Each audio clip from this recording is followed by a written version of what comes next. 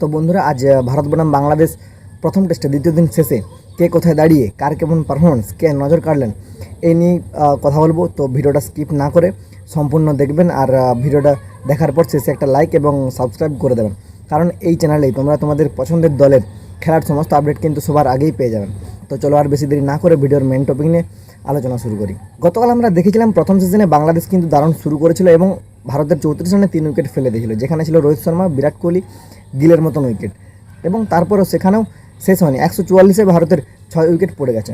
সেখান থেকে মনে হচ্ছিল বাংলাদেশ কিন্তু ম্যাচটা ভারতকে 200-এর মধ্যে অল আউট করে দেবে, কিন্তু সেখান থেকে রবীন্দ্র জাদেজা এবং রবিচন্দ্রন আশ্বিন, ঘরের ছেলে রবিচন্দ্রন আশ্বিন কিন্তু যেভাবে ওই দুজন মিলে যেভাবে ভারতকে ঘুরে দাঁড় করিয়েছে, কিন্তু সেখান থেকে লোকাল বয় রবিচন্দ্রন আশ্বিন এবং জাদেজাকে সঙ্গে নিয়ে তিনি কিন্তু ভারতকে 339 রানের একটা সুন্দর স্কোর করে দিয়েছিলেন আগের দিনে আমরা দেখেছি। তো তৃতীয় দিনে আশা ছিল আমরা জাদেজার কাছ থেকে একটা সেঞ্চুরি দেখবো এবং আশ্বিনের কাছ থেকে আর একটা বড় ইনিংস দেখবো।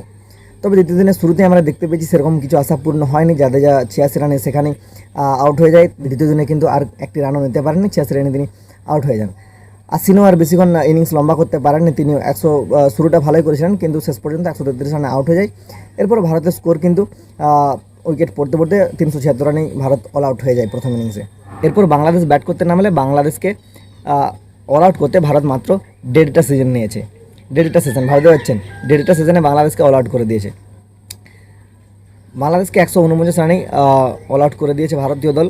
এবং যেখানে বুমরা নিয়েছেন 4টি উইকেট, আশ্বিন কোনো উইকেট পায়নি, জাদেজা 2টো পেয়েছে, আকাশদীপ 2টো পেয়েছে এবং সিরাজ 2টো পেয়েছে। বাংলাদেশের 149 রানটাও হতো না যদি না মিডল অর্ডারে সাকিব আল হাসান এবং লিটন দাসের একটা ছোট্ট পার্টনারশিপ হতো। সেই পার্টনারশিপটার জন্যই কিন্তু রানটা তাদের 149-এ পৌঁছেছে, নাহলে সেটাও কিন্তু হতো না। এরপর সেশনে ভারত আবার দ্বিতীয় ইনিংসের জন্য ব্যাট করতে নামে। সেখানে অবশ্য ভারতের হয়ে রোহিত শর্মা কিন্তু এই ইনিংসেও কিছু রান সেরকম করতে পারেনি, 5 রানে তিনি আউট হয়ে গেছেন। যশস্বী জয়সওয়ালও এই ইনিংসে সেরকম কিছু করতে পারেনি, তিনি 10 রানে আউট হয়ে গেছেন। বিরাট কোহলিও 17 রান করে এই ইনিংসে আউট হয়ে গেছেন। আসলে এই ম্যাচটা রোহিত বিরাট এদের জন্য ছিল না, আমাদেরকে এটাই ধরে নিতে হবে, তাছাড়া আর কি। অনেকদিন ধরে আমরা অপেক্ষা করেছিলাম বিরাট কোহলির খেলা দেখবো, রোহিত শর্মার খেলা দেবো, কিন্তু তারা কিন্তু এই ম্যাচে দুজনেই রান করতে পারেনি। তবে একটা ভালো জিনিস, শুভমান গিল কিন্তু এখনও দ্বিতীয় ইনিংসে ক্রিজে রয়েছেন, 33 রান করে নট আউট হয়েছেন। কালকে তিনি আবার ব্যাট করতে নামেন। আমরা চাইবো শুভমান গিল ইনিংসটা বড় করুক এবং তিনি একটা সেঞ্চুরি উপহার দিক। এখন দেখা যাক কী হয়। ভারত এখনও পর্যন্ত 81 রানে 3 উইকেট, আর টোটাল এখনও পর্যন্ত দ্বিতীয় ইনিংসে ভারত 308 রানে লিড ইতিমধ্যে নিয়ে আছে। এরপর আগামীকাল গোটা দিনটাই ভারত চাইলে ব্যাট করতে পারে, যদি উইকেট না পড়ে সেক্ষেত্রে অনেক লিড হয়ে যাবে। কালকে দিনে ব্যাট করলে আশা করি বাংলাদেশকে হারানোর জন্য যথেষ্ট।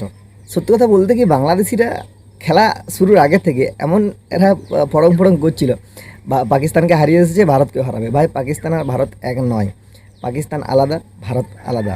পাকিস্তানকে তোমরা পাকিস্তানের মাঠে দিকে হারিয়ে এসেছে বলে কি ভারতকেও হারিয়ে দেবে, ভাবলে কী করে?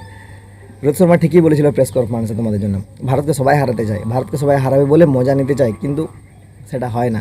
ভারত এসে সেটা হারতে হয়। সেটা ইংল্যান্ডও এর আগে বলেছিল ভারতকে হারাবে, কিন্তু নতিজা দেখা গেছে 4-1 ব্যবধানে তারা কোনো সিরিজ হেরেছিল। আর তোমাদেরকেও, বাংলাদেশকেও এই সিরিজে 2-0-তে হোয়াইট ওয়াশ করে ভারত হারাবে, এবং এটাই বাস্তব।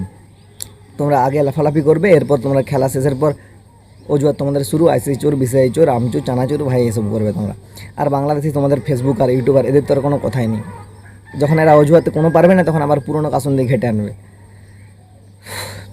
যাই হোক, কিছু বলার নেই। এই ছিল আজকের আপডেট। তো গতকালকের জন্য আমরা অপেক্ষা করবো এবং শুভমান গিলের থেকে একটা ভালো ইনিংস আশা করবো। শুভমান গিল ছাড়াও এখনও ক্রিজে রয়েছেন ঋষভ পান্ত, এই দুজনকার কাছ থেকে কিন্তু একটা ভালো ইনিংসের অপেক্ষায় রইলাম আমরা। তো ভিডিওটা আজকের এই পর্যন্তই। যদি ভিডিওটা ভালো লাগে থাকে তাহলে অবশ্যই একটা লাইক করবেন এবং চ্যানেলটিকে সাবস্ক্রাইব করবেন।